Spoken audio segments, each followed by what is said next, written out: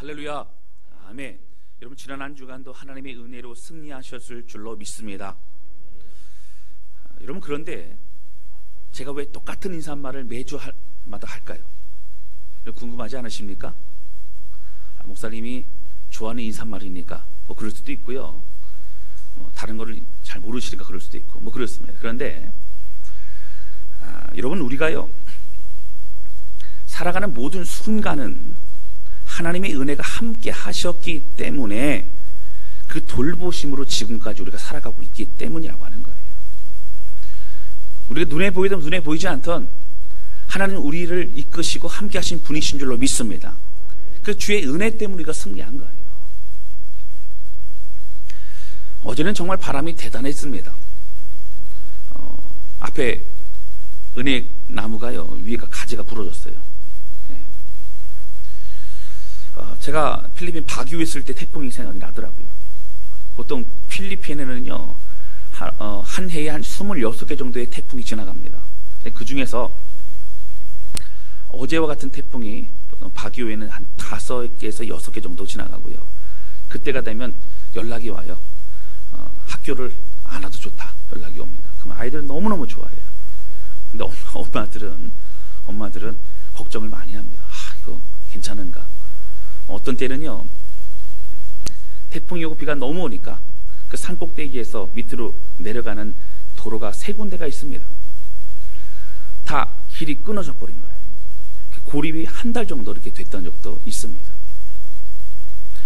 그때가 생각이 많이 났습니다. 어제요.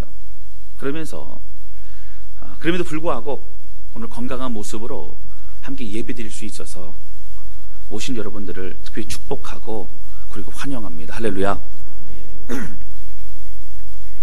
이 태풍으로 인해서 많은 피해 입으신 분들이 있습니다. 여러분, 기도해 주셔서 힘을 얻고 일어날 수 있도록 여러분 함께 해주시기를 부탁을 드립니다. 여러분, 우리 그리스도인들이 믿음의 삶을 산다는 거 참 어렵다고 말씀드렸어요. 이런 말씀드리면 목사님 그냥 이렇게 살아가는 게 뭐가 어렵습니까? 여러분, 그냥 살아가는 건 쉽지만 믿음의 사람으로 말씀 붙잡고 하나님의 뜻대로 살아가는 건 어렵습니다. 우리가 살아가온 이 세상은 이미 가치관이나 살아가는 모든 방법과 환경은 세상적인 그런 상황에서 돌아가고 있기 때문입니다. 우리는 오히려 거스려서 흐르는 강물을 거스려서 우리는 오히려 그렇게 살아가야 되기 때문입니다. 날마다 하나님의 은혜와 말씀으로 살아가야 하기 때문입니다. 가치관이 완전히 다릅니다. 방향이 다릅니다. 그래서 우리는 이러한 상황에서 날마다 몸부림치며 주의 길을 걸어가고 있지만 오늘 말씀과 같이 믿는 사람, 믿음의 사람, 하나님을 붙잡는 사람들에게도 어려움은 찾아온다라고 하는 겁니다. 여러분, 믿음의 사람이 가는 길에 어려움이 없을까요? 있습니다. 그러면 우리는 어떻게 해야 됩니까? 이 말씀을 통해서 오늘 믿음의 사람에 대해서 한번 살펴볼 때에 오늘 우리가 어떻게 살아가는 것이 맞는가 도전이 되어지고 또 힘을 얻는 시간 되시기를 주님의 이름으로 축복합니다. 자, 할렐루야. 여러분, 함께 나누기 원하는 것 첫 번째는요, 우리 하나님을 바라보는 것이 빠른 길이라는 겁니다. 오늘 본문에 나오는 여호사밧이라고 하는 왕은 솔로몬 왕 이후에 여러분 이제 솔로몬 왕의 그 타락과 제약 때문에 그 아들부터 북이스라엘과 남유다로 완전히 나누어지게 됩니다. 근데 나누어지고 나서요 이제 남유다의 4번째 왕이 여호사밧 왕입니다. 근데 여호사밧 왕은요 그의 아버지 아사 왕도 하나님이 뭐 기뻐하신 좋아하는 그런 왕이었지만 이 여호사밧 왕은 그 누구보다도 하나님이 흡족해 하신 왕이었습니다. 아사 왕도요 종교 개혁을 단행했었습니다. 우상을 이제 찍어버리고 그리고 이제 예배도 회복시킵니다. 그런데 여호사밧 왕은 우상도 찍어버리고 예배도 회복할 뿐만 아니라 이제 선지자들과 레위인들을 끌어 모읍니다. 그리고 각 지방으로 보내서 말씀을 가르치고 배울 수 있도록 최선을 다합니다. 나라의 모든 에너지를 바로 그 방향에 쏟고 있는 것을 볼 수 있습니다. 그리고 여호사밧 왕은 무슨 일이 있을 때면 하나님 앞에 무릎 꿇습니다. 하나님, 내가 어찌해야 됩니까? 라고 기도하는 사람이었습니다. 그러한 여호사밧 왕에게도 오늘 큰 어려움이 다가오고 있습니다. 1절 말씀 보실까요? 1절 말씀에 보시면 우리 같이 읽겠습니다. 1절입니다. 시작. 그 후에 모압 자손과 암몬 자손들이 사람들과 함께 와서 여호사밧을 치고자 한지라. 아멘. 여러분, 한 민족도 아니고요, 어떻게 모압 자손, 암몬 자손, 그리고 여기 보시면 여러분 마온 사람들까지 합쳐서, 마온 사람들은 아람입니다. 합쳐서 어떻게 해요? 연합해 갖고 이제 여호사밧 왕이 있는 저 유다를 완전히 멸절해버리자, 그런 마음을 가지고 쳐들어오게 됩니다. 남유다의 전투력으로는 도저히 상대할 수 없는, 승리할 수 없는 엄청난 위기가 다가왔습니다. 그런 그때 하나님 앞에 그는 어떤 마음이었습니까? 여러분 3절 말씀 보세요. 자, 3절 같이 읽겠습니다. 시작. 여호사밧이 두려워하여 여호와께로 낯을 향하여 간구하고 온 유다 백성에게 금식하라 공포하매. 여호사밧이 두려워했다라고 성경은 말합니다. 여러분, 두려울 수밖에 없지요. 여러분, 사실 여호사밧만 두려운 게 아니라 온 민족이 다 두려웠습니다. 그리고 이제 하나님을 바라봅니다. 그러면서 온 유다 민족들에게 뭐라고 얘기하죠? 우리 함께 금식하자. 금식밖에 없다. 기도밖에 없다. 그렇게 이야기를 하고 있다라고 하는 거예요. 여러분, 사실 오늘 본문의 말씀의 내용을 이제 연구하다 보면 여호사밧은 솔직했던 사람이에요. 내가 두렵다. 내가 두렵다. 우리 같이 기도하자. 여러분, 왕이요, 두려운 마음, 그리고 위축된 마음, 그런 것도 다 드러내고 있다고 하는 거예요. 여러분, 여호사밧이 그렇게 드러낼 수 있는 이유가 있었어요. 무엇이냐면 여호사밧은 그가 이 의지할 수 있는 분이 있기 때문이라고 하는 거예요. 할렐루야. 남유다는 왕의 힘과 능력으로 이끌어가는 나라가 아님을 그는 알았습니다. 자신이 왕이었지만 자신이 진짜 왕이 아님을 알았어요. 남유다의 진짜 왕은 하나님이셨습니다. 자신이 오히려 더 하나님을 경배합니다. 여호사밧의 진짜 왕은 바로 하나님이십니다. 그래서 그는 하나님이 돌보시고 다스리시는 나라라고 하는 것을 백성들이 더 깨닫기를 원했어요. 하나님 앞에 무릎 꿇기를 원했습니다. 그러다 보니까 여러분 어떻게 했어요? 오히려 백성들과 함께 예배를 드릴 때는요, 맨 앞에 서서 더욱더 간절히 무릎을 꿇고 경배하고 그랬던 사람이 바로 여호사밧 왕이었습니다. 오늘 본문의 말씀 7절에 보시면 7절 8절 쭉 나가죠. 여호사밧 왕이 하나님 앞에 백성들과 함께 금식하며 기도하고 있는 내용이 나옵니다. 7절을 보시면 이렇게 나오죠. 하나님, 우리가 이제 여호수아와 함께 이 땅을 하나님 차지하게 하지 않았습니까? 이 땅은 우리 것이라고 하나님 주셨는데 이 땅에서 우리를 내어 쫓으려는 저 이방 민족들을 하나님 어찌해야 됩니까? 눈물로 기도합니다. 9절 보세요. 9절 보시면 솔로몬이 성전을 건축하고 낙성식을 할 때의 솔로몬이 이런 고백을 합니다. 하나님, 이 성전에서 만약 우리 후손이 살아가다가 죄를 범하여서 어떤 기근이 들거나 아니면 전쟁으로 죽을 위기에 처해 있거나 아니면 전염병이 돌거나 아니면 어떠한 어려움 가운데 죽을 지경이 됐을 그때에 눈물로 회개하고 고백한다면 하나님, 우리를 용서해 주셔서 하나님 이 땅을 고쳐주소서, 이렇게 고백하며 주 앞에 기도합니다. 그때 하나님 뭐라고 하셨어요? 내 눈과 내 귀가 여기 있을 것이며 너희가 회개하고 고백할 때 나는 너희를 용서하고 고칠지어다. 하나님 약속해 주셨다고 하는 겁니다. 그 얘기하는 거예요. 하나님 약속하지 않았습니까? 우리가 큰 위기에 있습니다. 우리를 구해 주셔서 고백하고 기도하고 있습니다. 이제 그런 가운데요, 오늘 이제 여호사밧 왕의 간절한 마음의 고백을 주 앞에 드립니다. 바로 12절과 13절입니다. 얼마나 간절했을까요? 얼마나 그의 마음이 어떤 상황이었을까요? 여러분 20장 12절 봅니다. 12절 큰 소리로 같이 읽겠습니다. 시작.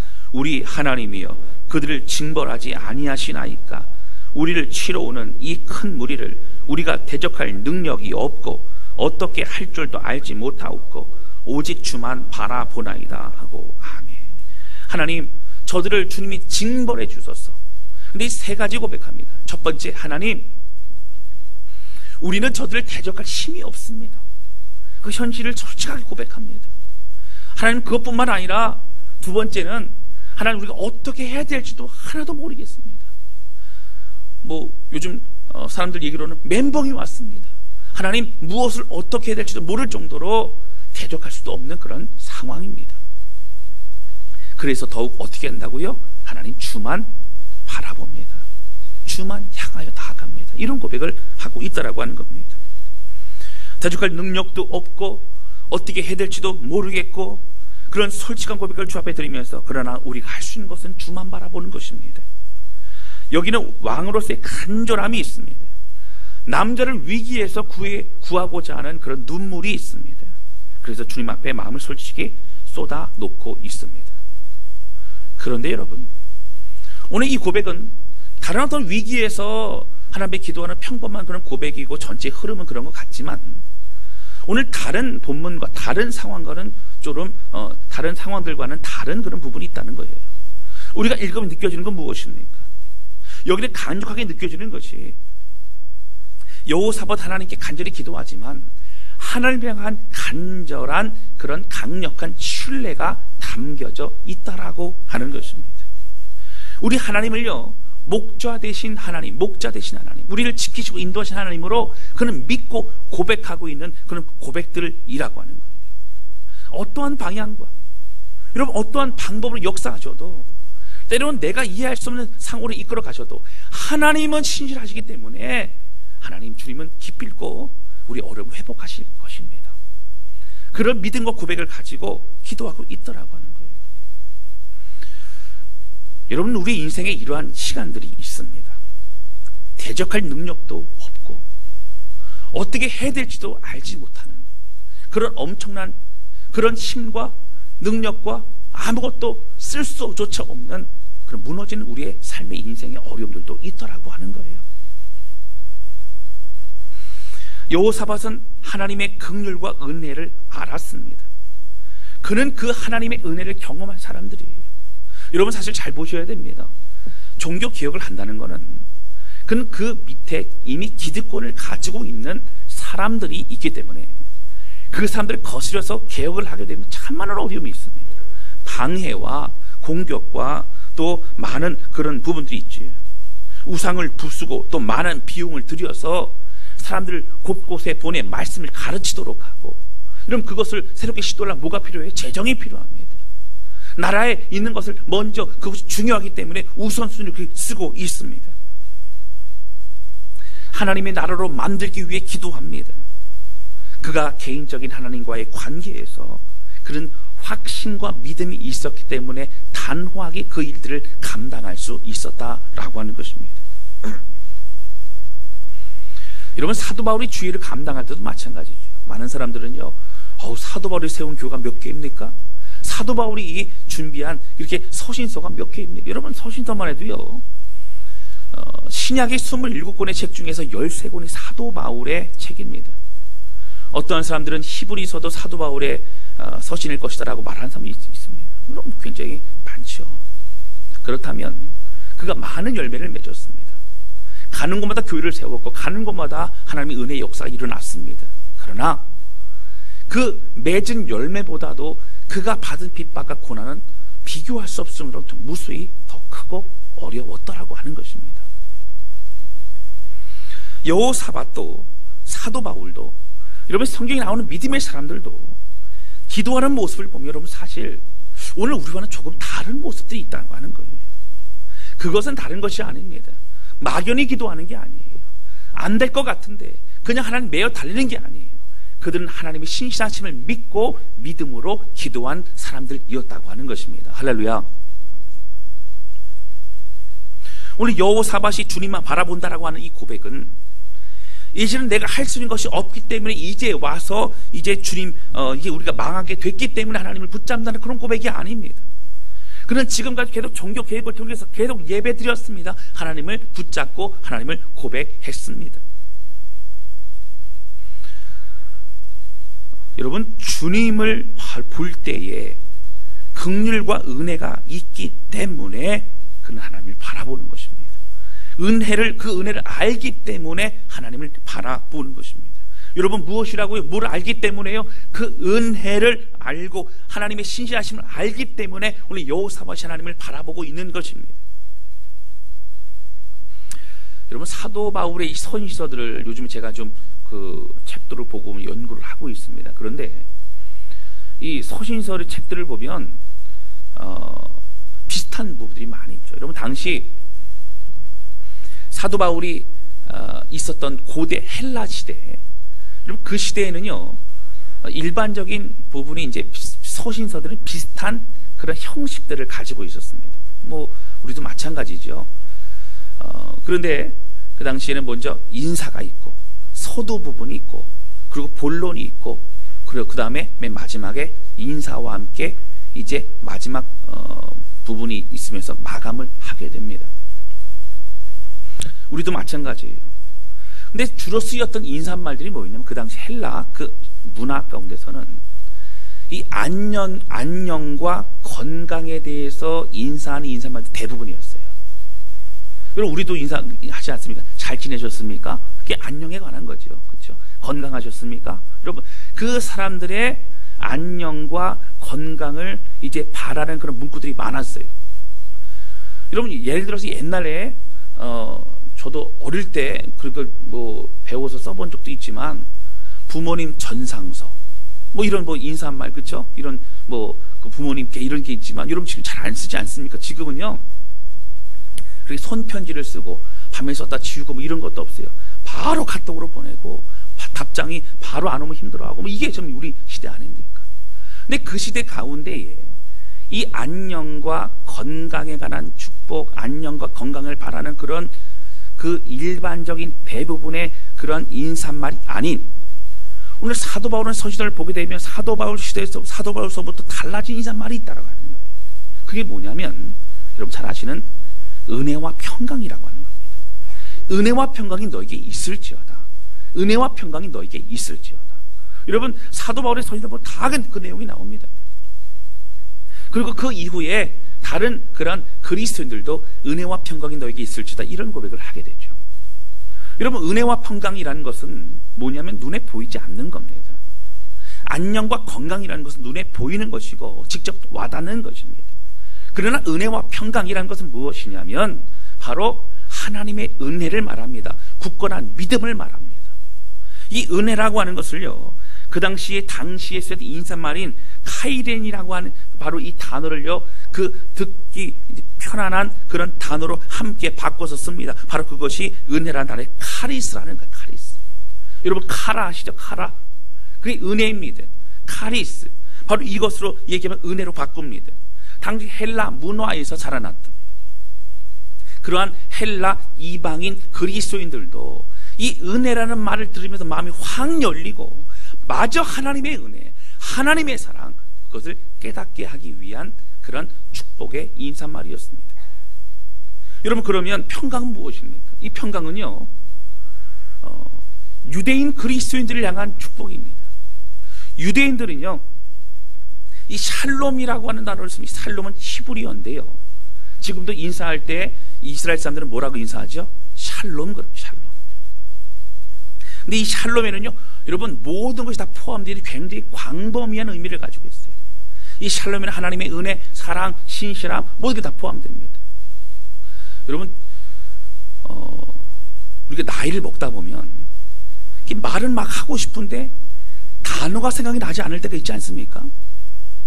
여러분들은 안 그러신가 보네요. 저는 이제 가끔 이게 설교할 때도 단어가 생각이 안 나서 저도 집에서 얘기를 하다 보면 저희 아내랑 얘기하다 보면 그거 있잖아 그거라고 하는데 어떻게 그거를 또 잘 알아들어요. 잘 알아들어요. 그렇죠?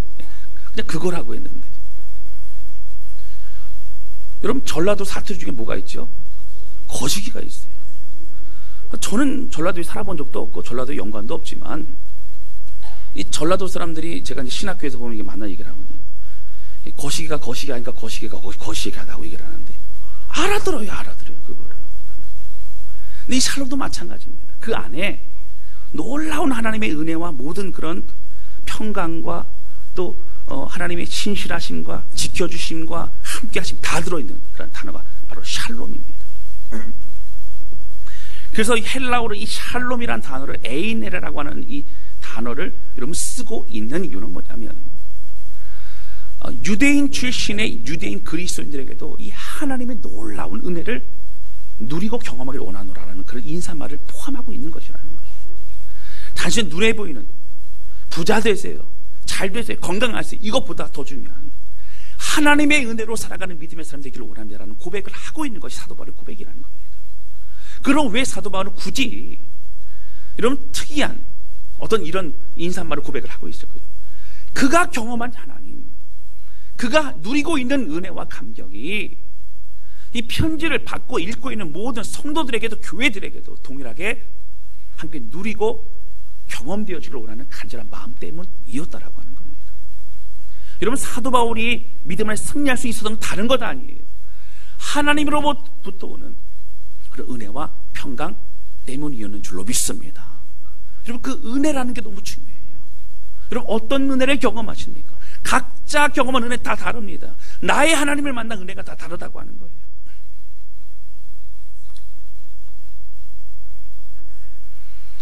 여러분, 사도 바울은 왜 로마 교회에 로마서를 편지를 보냅니까?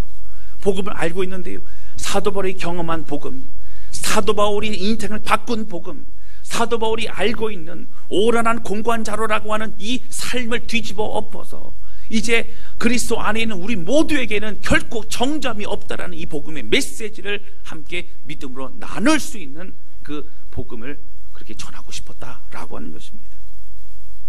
사랑하는 성도 여러분, 오늘 사도 바울이 말하고 있는 그 은혜와 평강을 여러분 누리시고 있으십니까? 할렐루야. 어떻게 대답을 해야 돼? 누린다고 해야 될지, 아멘을 하면 교만한 건지 걱정하지 마시고 아멘 하시면 됩니다. 여러분, 그 은혜를 누리시기를 주님의 이름으로 축복합니다. 그 은혜를 누려야 돼요. 그 은혜와 평강을 누려야 됩니다. 그 은혜, 하나님으로부터 오는 놀라운 은혜가 있다라고 하는 거예요. 여러분, 제가 박이호 다산학교에서 목회를 하지 않았습니까? 지금 이제 목회를 하고 있는 고민관 목사님이 있어요. 참 목회 열심히 잘하고 계십니다. 그런데 이분이 이제 제가 박이호 다산학교에서 목회를 할 때에 전도사님으로 같이 사역했던 그런 귀한 분이시죠. 근데 이분이요, 한국에 있을 때에 예수 전도단이라고 하는 선교단체에서 그렇게 사역을 오랫동안 하고 섬기고 뭐 그랬던 그런 분이십니다. 그리고 이제 결혼을 하게 되고 자녀를 2명 낳고 자녀도 굉장히 어릴 때입니다. 이제 개인적인 사역과 준비를 해야겠다 싶은 마음을 가지고 미국 유학을 가려고 준비를 하게 됩니다. 그때 좀 오래된 얘기죠. 이제 준비를 하려고 이렇게 하고 이제 하다 보니 그 당시에 이러면 비자를 이게 인터뷰하면 10명 중에 9명은 대부분 다 됐단 말이죠. 그러니까 걱정을 안 합니다. 그리고 나서 있던 짐을 이제 미국으로 먼저 보내버립니다. 근데 보내버렸는데 분위기가 뉘앙스를 아시겠죠? 이 비자란 게 어려워요. 저도 좀 상처가 있는데요. 이 비자가 거절이 된 거예요. 짐도 다 보냈는데, 사역도 그만을 뒀는데 이게 이렇게 됐습니다. 비자 인터뷰에서 떨어집니다. 하루아침에 오갈 데가 없어졌어요. 그러니까 어떤 분이요, 고민하고 있고 그러고 있는데, 낙심하고 있는데, 필리핀에 좀 가보라고. 필리핀에 그래도 괜찮은 신학교들이 있는데 거기서 공부할 수 있다고. 여러분, 그 박유회도요, PBTS 또 APTS 이런 미국에서 세워준 학교, 또 미국 교수님들이 있는 그런 학교들도 있기 때문에 아마 그런 얘기를 했던 것 같고요. 그래서 거기서 공부를 해야겠다. 비자가 거기는 없으니까 가야겠다, 이렇게 마음을 가지고 오게 된 겁니다. 이제 짐을 미국으로 다시 보냈다가 거기 있는 이제 공부하고 있는 어떤 유학생이 부탁을 해서 일단 짐을 좀 받아주십시오라고 했다가 그 이삿짐 얼마 많겠어요, 그렇죠? 크게 많겠죠. 근데 그러면 전화를 한 거죠. 제가 비자가 안 됐는데 도착하자마자 필리핀으로 다시 보내주십시오, 이렇게 한 겁니다. 그래서 태평양을 건너갔던 그 짐이 풀어보지도 못하고 다시 태평양을 건너서 필리핀까지 오게 됐습니다. 여러분, 짐이 오는 동안 시간이 걸리잖아요. 살림이 없이 남의 것을 빌려서 그렇게 살림을 하면서 시간을 보냅니다. 짐을 받아봤는데 그 긴 여정을 통해서 풀어보니까 태평양을 건너갔다가 태평양을 건너오지 않았습니까? 그럼 어떻게 됐을까요? 쓸 수 있는 게 별로 없는 거예요. 돈대로 다 드리고요. 그러니까 너무 마음이 무너지는 거예요. 그동안 썼던 비용과 고생했던 걸 이루 말할 수가 없는 겁니다. 정착 자금 뭐 이런 것도 별로 없고요. 막막한 겁니다. 이제 선교사로 파송된 것도 아니니까 후원도 별로 없습니다.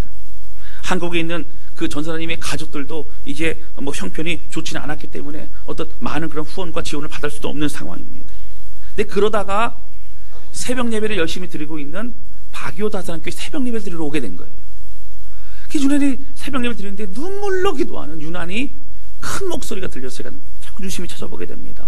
그리고 비범한 그런 모습을 통해서 혹시 신학생 아니냐 모르고 하면서 같이 이제 사역을 하게 됩니다. 저도 그 당시에 뭐 사례비를 받지 않았기 때문에 파트타임으로 섬기는 그 전사님에 대해서 제가 많은 것을 함께 나눌 수는 없었어요. 어렵죠. 신학교도 다녀야 됩니다. MDB 과정도 해야 되고 또 자녀들도 공부시켜야 되고 참 어렵죠. 그런 가운데 시간을 보내는데요. 이분이 이제 예수전단 출신이니까 찬양인도를 참 잘합니다. 그래서 이제 오후 예배 때 찬양인도를 참 계속적으로 찬양인도를 하고 뭐 은혜의 시간이 있어요.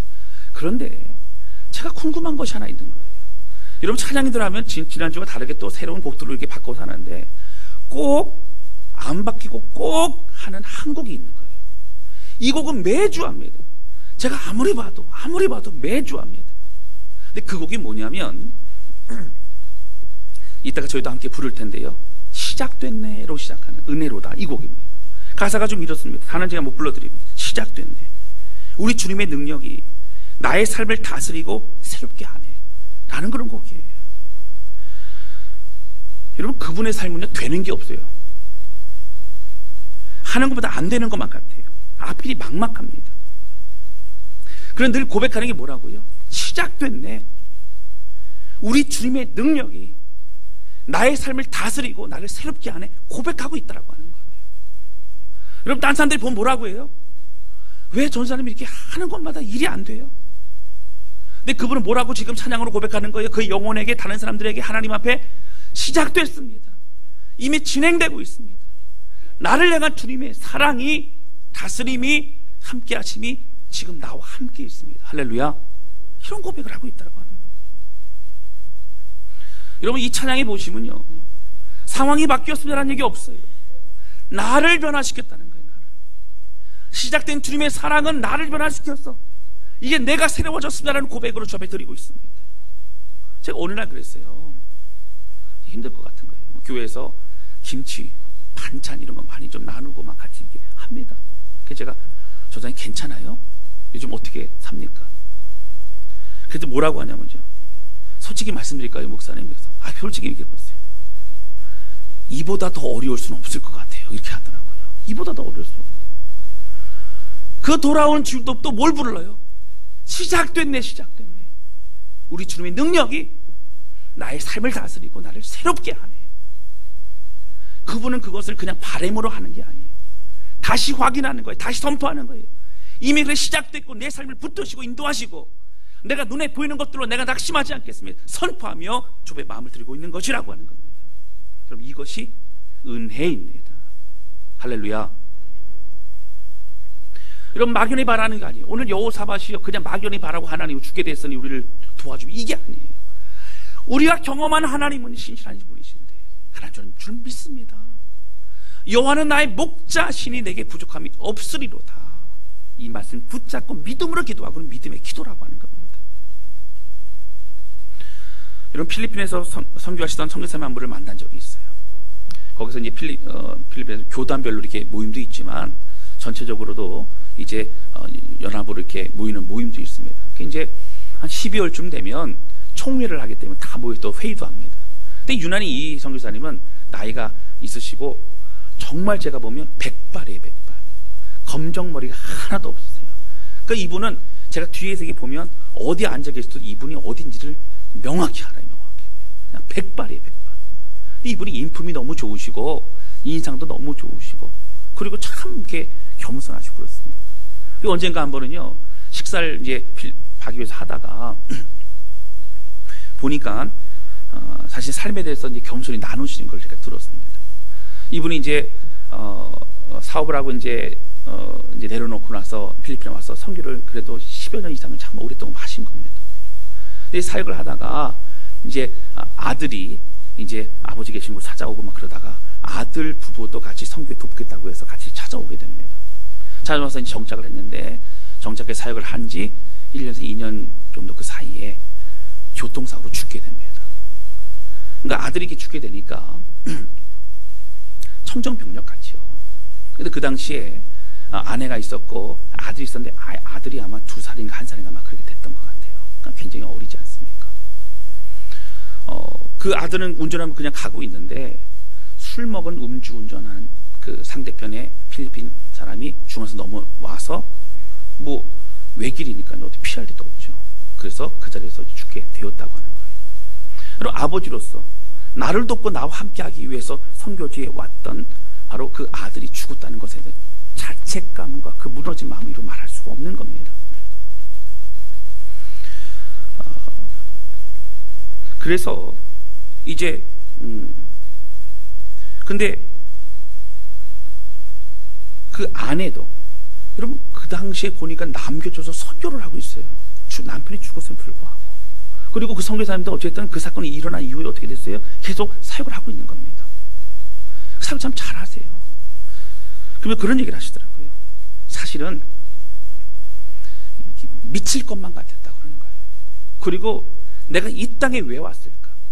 내가 이곳 필리핀에 아예 오지 않았다면 나는 이런 일도 없었을 텐데, 내가 아들을 부르지 않아서 이런 일 없을 텐데, 그런 원망이 많이 됐죠. 그리고 그 술 먹은 운전했던 그 필리핀 사람들에 대한 원망, 그런 분노의 마음이 막 일어납니다. 근데 성경에 말씀 뭐라고 하시냐면, 하나님을 원망하기에는 그 하나님의 사랑이 너무나 크셔서 이곳의 영혼들을 포기할 수 없었노라고 그분이 그렇게 얘기를 하시는 걸 들었습니다. 여러분, 하나님의 은혜를 아는 사람들은요, 상황을 뛰어넘을 수밖에 없습니다. 할렐루야. 그것이 은혜입니다. 제가 어느 날 결혼식장에서요, 이제 여러분 뭐 식사를 하고 나면 이제 배도 부르고 커피 들고 이제 로비에 나와서 이제 다른 성도들 식사 끝나고 나오시는 거 이제 기다리고 있었는데, 보니까 어떤 젊은 부부입니다. 보니까 이제 결혼한 지 몇 년 안 된 것 같아요. 왜냐면 애가 어려요. 애가 이제 막 걷기 시작합니다. 그때 보니까 막 걷기 시작하는데 부모가 이제 막 걸으려고 그러고 이제 이렇게 막 그런 왔다 갔다 하니까 손을 이렇게 잡아요. 이런 손을 잡으면 어떻게 할까요? 어떻게 한다고요? 손을 뿌리죠. 어떻게 하셨어요? 예, 같이 계셨구나. 예, 손을 뿌리치는 거예요. 아빠가 손 잡아줄게, 엄마가 손 잡아줄게. 싫다는 거예요. 싫다는 거예요. 근데 걷는 거 보면 아슬아슬합니다. 그렇죠? 그리고 또 걸을 때 보면 뭐냐면 꼭 이 머리 이마 높이에 뭐가 많잖아요. 막 부딪힐 것 같고 그러니까 막 불안불안하죠. 이는 내 혼자 걷겠다는 거예요. 할 수 있다는 거예요. 그러나 부모 입장에서 크게 볼 때에는 넘어진다는 거예요. 다친다는 거예요. 여러분, 걷는 것은 아이가 걷지만, 여러분, 넘어지지 않도록 잡아주고 어디로 갈지 방향을 알고 이끄는 사람은 바로 부모라고 하는 거예요. 바로 오늘 우리 하나님이십니다. 우리 하나님의 손을 붙잡아야 돼요. 나 혼자 가겠는데 내 힘대로 하겠노라가 아니라 하나님을, 그 은혜를 붙잡는 것이 믿음인 줄로 믿습니다. 사랑하는 성도 여러분, 우리 은혜가 있습니까?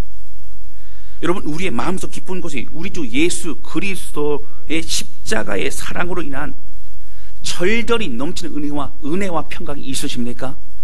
여러분, 그 은혜와 평강으로 이 땅을 살아가시기를 주님의 이름으로 축복합니다.